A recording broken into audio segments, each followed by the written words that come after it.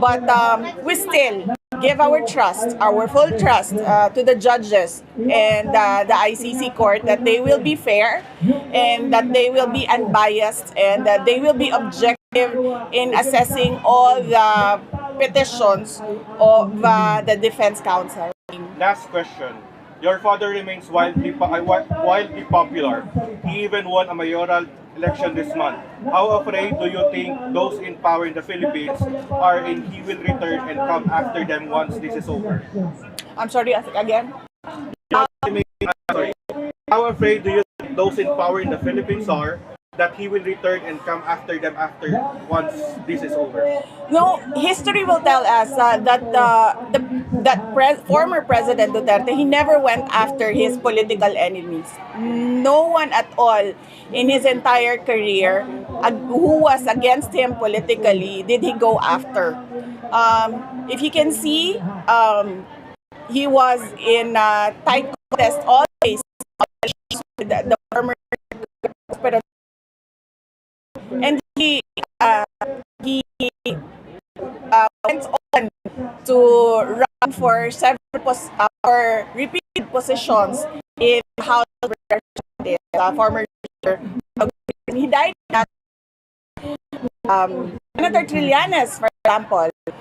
He went after President Duterte from 2015 to 2016 to 2017, and up to today, he is still running after President Duterte. And we still see Trillanes now. He is talking about President Duterte.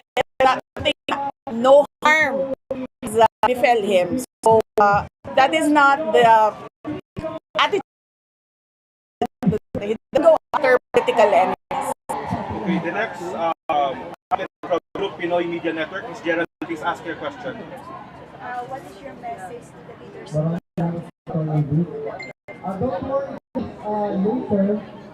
What is your message to the leaders?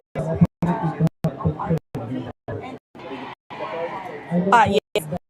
To our kababayans worldwide, first off, we thank them for their participation in the overseas absentee voting, and we thank them for supporting the Duterte senator candidates, and of course, we thank them for their support to their families back home in the Philippines. And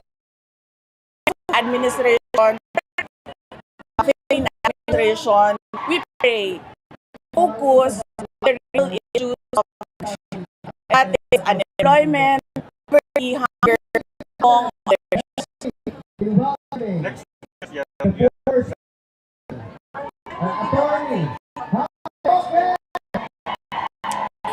Yes, this is something that he is continually discussing. The oath-taking of former President Duterte is something that he is continually discussing with his lawyers.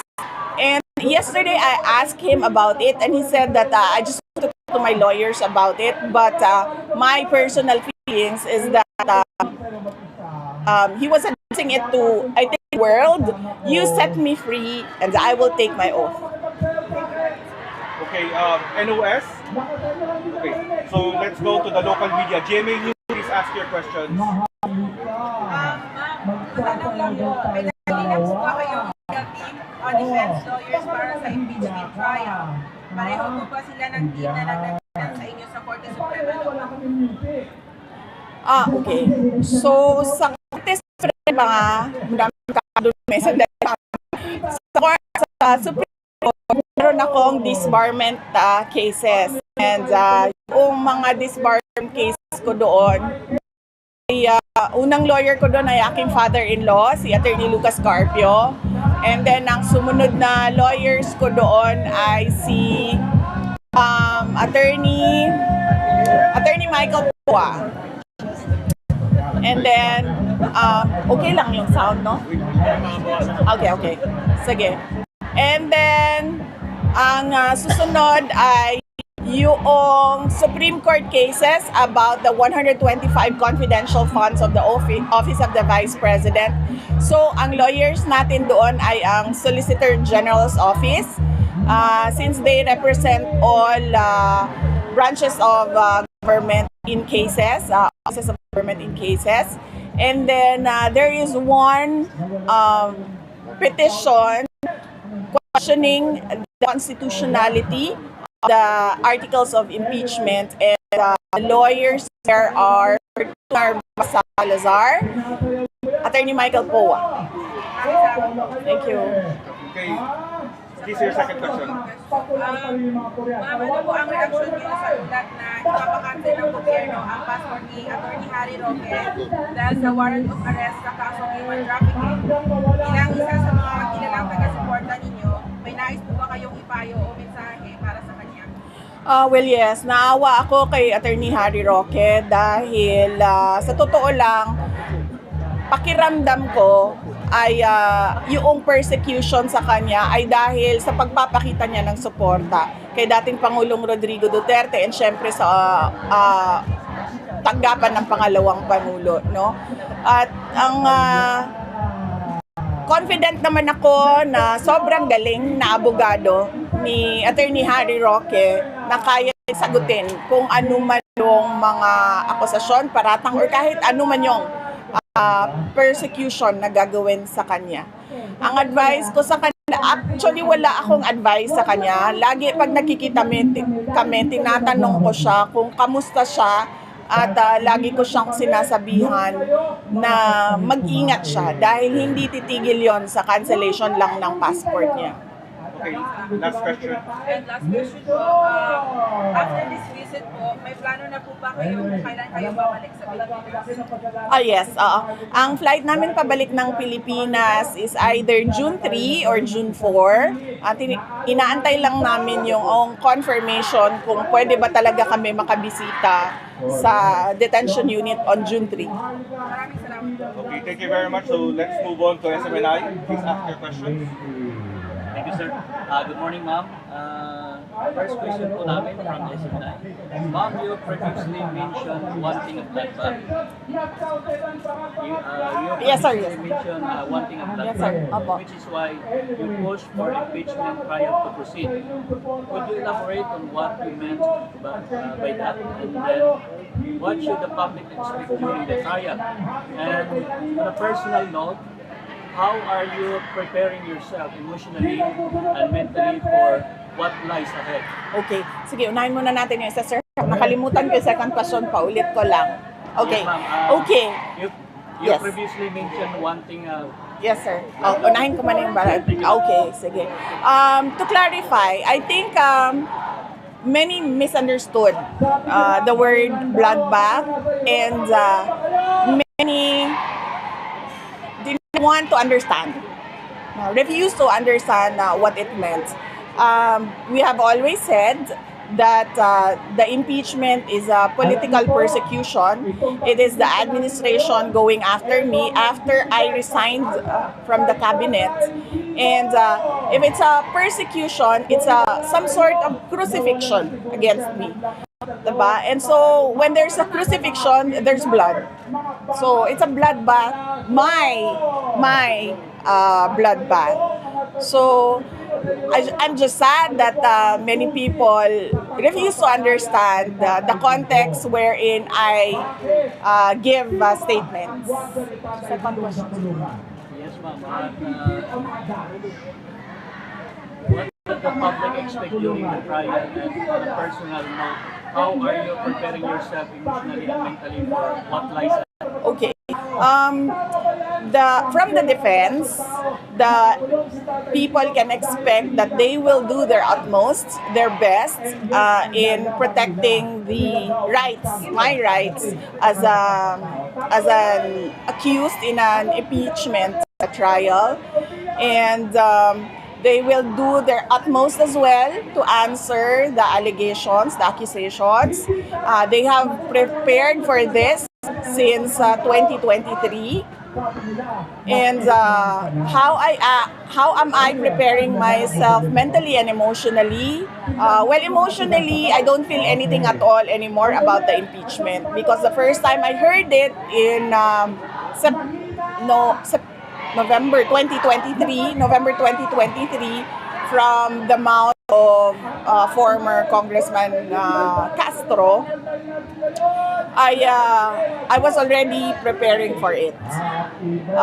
Physically, I prepare for everything by making sure that I get the 8 hours of sleep and the vitamins that the doctors recommend that I take. Thank you, ma'am. Ma'am, given that legal proceedings in the Philippines have been seen and highly politicized, do you believe fair trial is still possible in this case? For the impeachment? Yes, ma'am. Of course not. We already saw that they were trying to fish evidence from the budget hearing. As we heard former Congresswoman Kimbo say, let's stick to our plan. So there was already a plan of fishing evidence from that budget hearing. When they failed to get evidence from the budget hearing, they proceeded to investigation in aid of legislation about confidential funds, and yet it was only the Office of the Vice President that was invited to that hearing in aid of legislation, and no other department was invited to speak about confidential funds. And what they did there was harass, threaten our staff from the Office of the Vice President. So you can see the pattern here. And then when they failed to get evidence from that investigation in aid of legislation, they proceeded to just file the articles of impeachment, from which we can see that there were 3 articles of impeachment that was filed wherein they did not follow the procedure. And there is a question as well about the verification, because how fast you get signatures of 300 plus congressmen in just a span of a few hours, wherein we question if the members of the House of Representatives who signed read the articles of impeachment. As you mentioned, please. Ma'am, President Marcos Jr. said he doesn't want you to your action to this, ma'am. As I said yesterday, our personal feelings and our personal problems are not important at this point. What is important at this point? What are the things that are important at this point is our country, the issues that we face, and of course, our kababayans, ang taong bayan, not just the Philippines, but the Filipinos abroad as well. Thank you, ma'am. Last question, ma'am. So, on a lighter note, ma'am, may I ask what is your birthday wish this year, ma'am? My birthday wish this year is for all Filipinos to be always healthy. Since that is something that money cannot buy, and nakikita ko sa trabaho ko when I was mayor, when I was vice mayor, hanggang ngayon Office of Vice President, na kapag merong nagkakasakit sa pamilya ay hirap at nakautang-utang talaga ang pamilya. Kaya I wish to God that He will grant all Filipinos worldwide good health. Mabol, ma'am, ano po, advance greetings na lang po para sa Father's Day kay PRRD.